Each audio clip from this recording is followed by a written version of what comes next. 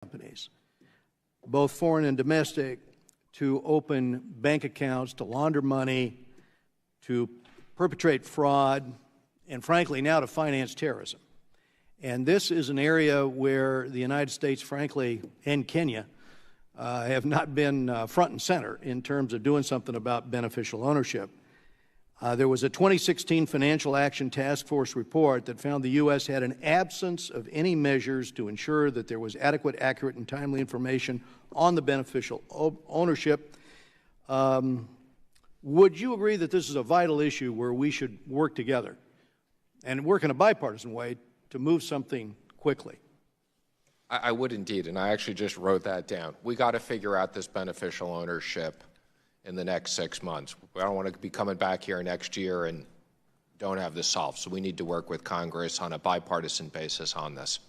Thank you, Mr. Secretary. And lastly, in recent months, the administration has twice raised concerns about recent legislative action on international insurance matters. First was in a memo from the Department of Justice raising constitutional concerns that H.R. 4537 would, in their words, contravene the President's exclusive authority over the conduct of diplomatic relations. I'll just share with you, I'm concerned that such actions would limit the flexibility of the Treasury Department to lead international negotiations on financial insurance standards and potential future covered agreements, and I think the results of that could be quite negative. I just ask if you share those concerns. I'm going to follow up with you on the specifics of those offline, but thank you. Well, thank you very much, Mr. Secretary, and Mr. Chairman, I yield back. Gentleman yields back. Chair now recognizes the gentleman from Massachusetts, Mr. Lynch. Thank you, Mr. Chairman, and the ranking member. Mr. Treasurer, thank you for being here. I want to follow up on Mr. Barr's line of questioning about sanctions. And obviously, as a result of the President's withdrawal from the JCPOA, we're going to have to, well, you're going to have to reinstitute sanctions against those companies, banks, and countries that continue to do business with Iran. So, and that includes some of our closest allies, our national security partners, and countries that are co-signers of that agreement, including Great Britain, Germany, France, the EU, Russia, and China. Earlier in your testimony, you said you have frequent conversations with China. Is China going to reinstitute the ban on importing oil, Iranian oil, to China? They're the largest single purchaser of Iranian oil right now. Have they agreed to join our sanctions? Again, I think it would be inappropriate for me to comment on this. Well, I think it would be entirely appropriate. It's the ball game right here. But I will tell you, it's the largest single purchaser of Iranian oil is not part of this deal, then those sanctions are meaningless. No, what I was going to say is I think it would be inappropriate for me to comment on specifics of a conversation. But what I will tell you, it is our intent to enforce sanctions on Iran-related oil against everybody, including China. Right. And so we're in the middle of a trade war with China. I'm asking you whether they're going to join us. Again, we intend to enforce sanctions on them, on Russia, on Europe, and others against Iranian oil. Wait a minute. The sanctions against Iran is going to raise the value of Russian oil. So by withdrawing from the JCPOA, you're helping Russia. There goes your sanctions against Russian oil. This is going to be a windfall for Russia. They're going to do much better now because they'll be a much important source of oil in that region. So they're going to, I'm sure, be the big winner, and I think the American consumer with higher gas prices will be the big loser, quite honestly. I think that's the natural consequences of that. Now, Treasury, and importantly OFAC, the Office of Foreign Asset Control, is the department within your Treasury that is really keenly responsible for this, although obviously you're going to have to work with Secretary Pompeo and State Department to reinstitute these sanctions, right? That's correct, and we've already activated that plan. Okay. Well, in terms of having partners, first of all, you only got about 200 people up at OFAC. They're very, very hardworking, but with all this extra work, I'm very concerned whether you have the resource to do this. You just lost your top 3 people that do the sanctions work. They just left. They just quit. So your reassurances to Mr. Barr, I don't think, are well-founded. The other problem is on State Department. So we've got to work with the host countries to make sure that the sanctions are observed. So it would be ideal if we had an ambassador in Saudi Arabia, for example. But we don't have one. None has been nominated. We don't have an ambassador or a nominee. The president hasn't even nominated anybody. Nobody in Saudi Arabia. We have no ambassador in Turkey. I was just there a couple of weeks ago. I was in Jordan a couple of weeks ago. We don't have an ambassador in Jordan. We don't have an ambassador in Egypt. I was there like 3 weeks ago. Mexico. You'd think we would need an ambassador to Mexico with everything we got going on with the immigration at the border, plus NAFTA. You think we might get an ambassador to Mexico? Qatar, another key country. Australia, Azerbaijan, another key source. If we're going to try to shut down oil shipments, they'd be good people to talk to. We don't have an ambassador in Qatar, Australia, Azerbaijan, Georgia, Somalia, Libya, Tajikistan, Panama, Venezuela, all key countries. If we're going to ask people to join us in these sanctions. I mean, you just said earlier that you have weekly meetings with the president.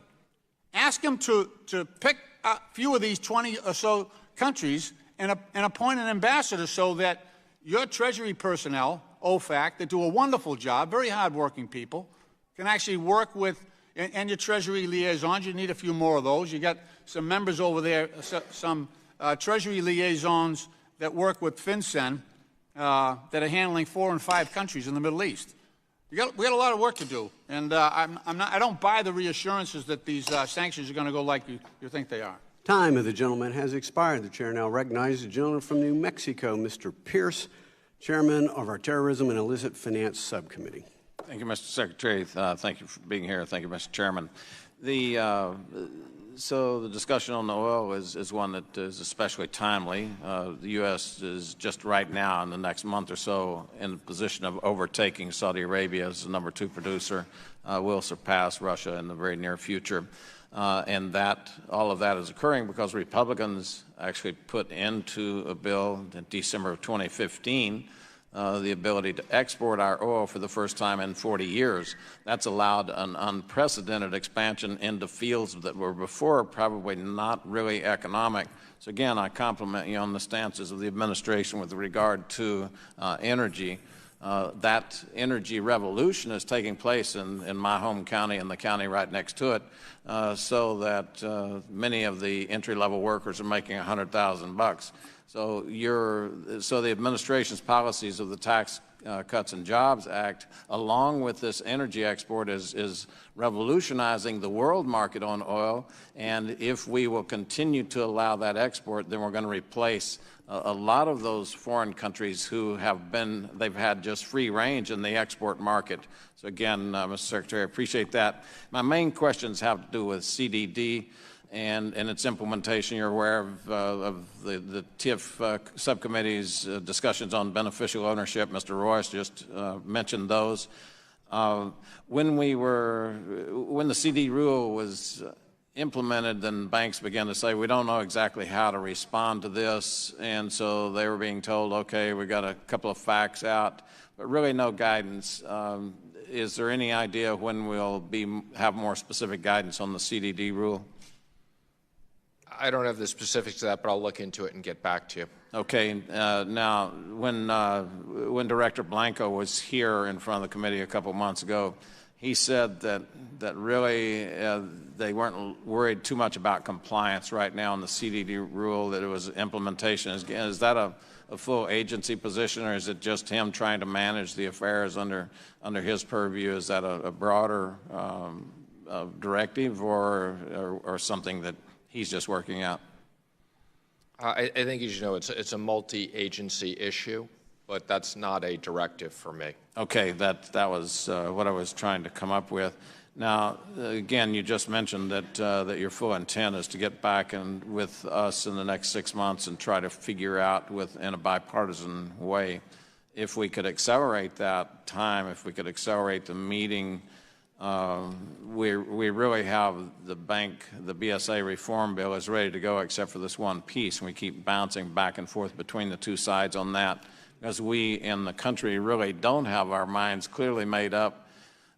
We see the effects of not having the beneficial ownership, and we then become one of the key places that shell companies come to operate because they know that we're in conflict on this. The other side worries about too much information in the hands of the government. Have you wrestled with this any at all, sort of in your approach to it? Are you still leaving that to the Finson level to try to work it out? No, I've been actively involved in discussions, and I'm going to ask the chairman to set up a meeting with the appropriate people on the committee. As I've said, there are different solutions. There's not a perfect solution, but I do believe we need to solve this and move on. I would agree wholeheartedly. It penalizes legitimate businesses when the shadow companies, when the shell companies can come in and operate and launder money.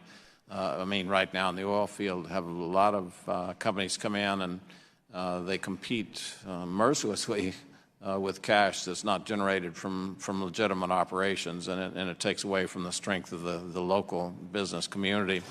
Now, when you testified before us about a year ago, you said about 50% of your time was used on cyber crime, on cyber finance, terrorism financing.